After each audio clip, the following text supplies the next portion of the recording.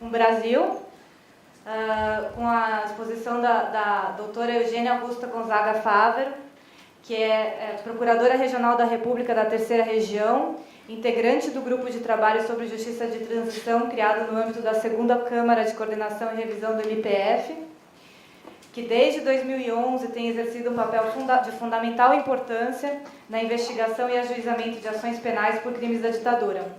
E a doutora Eugênia é também presidenta da Comissão Especial sobre Mortes e Desaparecidos Políticos. Eu trabalho no Ministério Público Federal e comecei a lidar com esse tema no início ainda, dos anos 2000, 2001, 2002, por conta da questão da vala de Perus em São Paulo. Não sei se todos aqui têm conhecimento, na cidade de São Paulo houve a ocultação de cadáveres de dezenas de militantes políticos por vários métodos, e um dos métodos foi a construção de uma vala clandestina em que tinha mais de 1000 corpos, mas obviamente nem todos de desaparecidos políticos. Como vocês sabem, no Brasil, as mortes reconhecidas como mortes de desaparecidos políticos são apenas daquelas pessoas ligadas aos movimentos políticos. Então, hoje a gente reconhece em menos de 500 pessoas ligadas a esses movimentos políticos. Mas cada vez mais a gente vem chegando à conclusão de que esse número ele é muito maior se nós formos considerar as vítimas do desaparecimento, da política de desaparecimento, as vítimas de Esquadrão da Morte, assassinato de pessoas em situação de violência, de rua, as mortes dos indígenas, que no Brasil estima-se que se chegue a casa de 2.000, 3.000 mortes de indígenas, e também a morte de pessoas ligadas ao campo, ainda não computadas como sendo mortes políticas, mas na nossa avaliação isso é um erro, porque são vítimas da repressão política, são vítimas de uma política de Estado de desaparecimento e de exterminação. Infelizmente, essa política de exterminação e de desaparecimento, ela prossegue até os dias de hoje. Nós temos hoje uma situação dramática no país, em que no ano passado apenas, estima-se que nós tivemos em torno de 2.500 mortes com base nesse sistema de violência policial, de resistência, unicamente como método, sem a menor cautela. A cautela é a cautela de esconder a morte, é de destruir as provas. Não sei se vocês sabem também, tivemos aqui no Brasil um episódio muito grave, em maio de 2006, em que em uma semana nós tivemos mais de 500 mortes apenas na cidade de São Paulo. Mortes executadas pela polícia, violência policial, corpos que não foram entregues aos seus familiares e agentes policiais que estão impunes até hoje. Não houve nem julgamento desses casos. Por quê? Por conta da dificuldade da produção da prova. Ainda hoje, o modus operandi da polícia no Brasil é o mesmo: produzir a morte, esconder a prova, não assumir a autoria e garantir a impunidade. Então, cada vez mais a gente vê que esse trabalho que nós fazemos, voltado para os desaparecidos políticos, ele é extremamente necessário, porque esse tipo de violência, esse tipo de violação permanece até os dias atuais. No Brasil, nós temos um óbice muito grande à produção de justiça, a responsabilização dos autores dos crimes da ditadura. Esse óbice, como vocês sabem, é a lei da anistia. A lei da anistia, ela foi muito boa por um lado, porque ela permitiu que várias pessoas saíssem da cadeia, que outros perseguidos políticos pudessem voltar para o seu país, e concedeu indenização a várias vítimas desse regime de repressão e seus familiares. Mas, ironicamente, a indenização concedida a esses militantes políticos, aos familiares desses militantes políticos, no Brasil ficou sendo chamado de anistia. Então é irônico que no Brasil a indenização a quem era o perseguido político tem o nome de anistia. Tanto é que a gente tem aqui uma comissão de anistia que faz um trabalho precioso, está aqui presente hoje, muito além da mera indenização para os familiares. Hoje é um dos nossos pilares de memória, verdade, e ironicamente se chama de anistia, aquilo que é concedido para a vítima. E atrás então desse termo irônico, no Brasil se plasmou a ideia de que todos foram anistiados, inclusive os autores dos crimes. Mas o mais irônico é que esse termo anistia para os praticantes dos atos de violência, para os agentes da repressão, não consta na lei. A lei brasileira não é expressa dizendo que os autores dos crimes foram anistiados.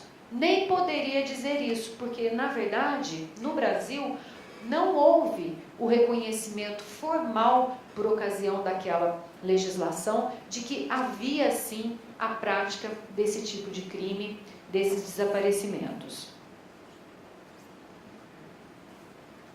E esse entendimento no Brasil, como eu disse, ele ficou plasmado, ele ficou presente o tempo inteiro, fazendo com que esses crimes cometidos no período da ditadura brasileira, até 1985, que eles jamais fossem objeto de inquérito, de investigação ou de qualquer tipo de ação.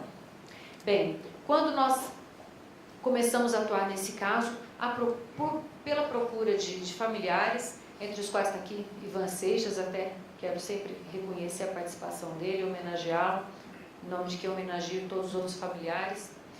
Quando nós fomos procurados, nós então começamos a nos deparar com essa situação, porque eu era, na época, mais jovem, né? E eu entendia que isso estaria superado, que quem deveria ter feito alguma coisa já tinha feito.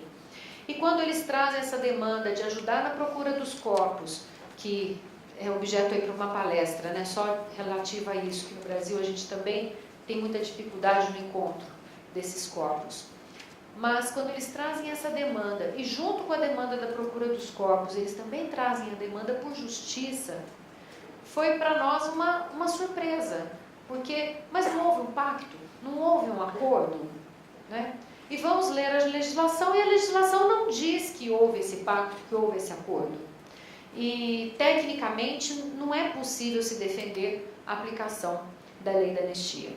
Então, começamos a falar em punição no Brasil, mais especificamente a partir de 2005, quando nós conseguimos identificar o primeiro corpo oriundo da Vala de Perus. Alguns já haviam sido identificados alguns anos antes, mas o primeiro corpo sob a nossa condução. E na época, então, eu comecei a defender que cabia sim algum tipo de responsabilização, ainda que fosse apenas por ocultação de cadáver. E isso criou uma discussão grande no cenário nacional, porque era a primeira vez que havia uma autoridade afirmando que cabia sim algum tipo de responsabilização. Fizemos uma reunião, trouxemos especialistas da Argentina, do Peru, do Chile, fizemos uma carta chamada Carta de São Paulo, reconhecendo a possibilidade de punição, isso no ano de 2006. Então, a partir de 2007, 2008, nós começamos a entrar com as primeiras ações de responsabilização no Brasil. O tempo, como é que está? Vai cortando, é para nós. 6 minutos. Tá bom, obrigada. Nós começamos a entrar com as primeiras ações, e essas ações, elas tinham caráter civil, pedindo apenas indenização, direito de regresso, recomposição do patrimônio público, pelas indenizações que o poder público já havia pagado em razão dos crimes cometidos por aqueles agentes. Mas é como se a ação civil fosse muito pouco, porque na cabeça de todos a punição mesmo, por excelência, é sempre aquela punição vinda do âmbito criminal. Mas, na época, não havia, eu ou outros colegas que atuaram nesse tema, como o Dr. Marlon Warchet, outros colegas que também passaram a defender essa possibilidade de punição, nós não tínhamos atuação na área criminal. Então a gente tinha que representar para colegas da área criminal para que eles pudessem dar entrada com ações. Só que eles arquivavam, porque entendiam não só pela aplicação da lei da anistia, mas também pela prescrição, porque já havia passado mais de 30 anos desses fatos. Bom, após isso sai a condenação da Corte Interamericana em 2010. O nosso primeiro precedente que nós sempre invocamos para entrar com essas ações foi o famoso caso Almonacida Arelianos, do Chile, e entramos com as ações baseados nesse amparo do direito internacional. Não obtivemos sucesso, mas as ações ainda estão em andamento, essas ações de caráter civil. Mas pelo menos os principais agentes da ditadura, pelo menos no caso de São Paulo, eles estão sendo processados. São pessoas que estão respondendo a processos cíveis em São Paulo. Agora, depois da condenação da Corte em 2010, o Ministério Público Federal tomou uma decisão de cúpula e montou 2 grupos de trabalho. Um grupo de trabalho mais focado em memória e verdade e outro grupo de trabalho focado em justiça de transição.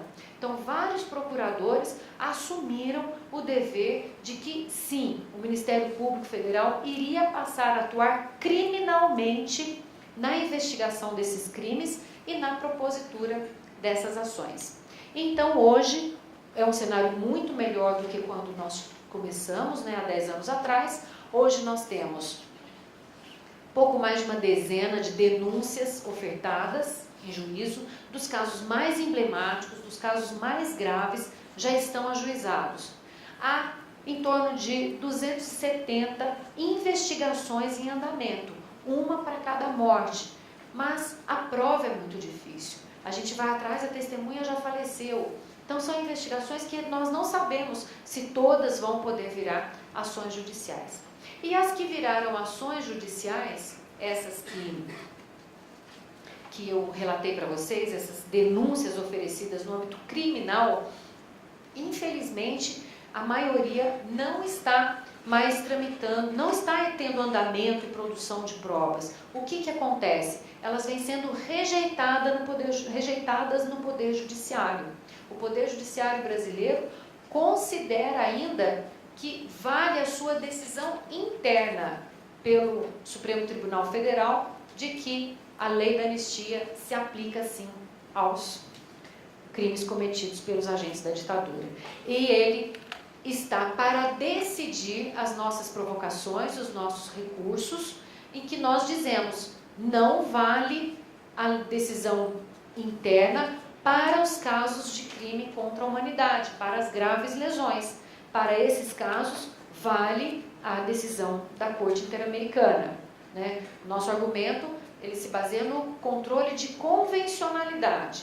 Ora, para a gente saber se uma lei é constitucional, a gente tem que perguntar para o Supremo Tribunal Federal. É ele que diz se a lei é constitucional.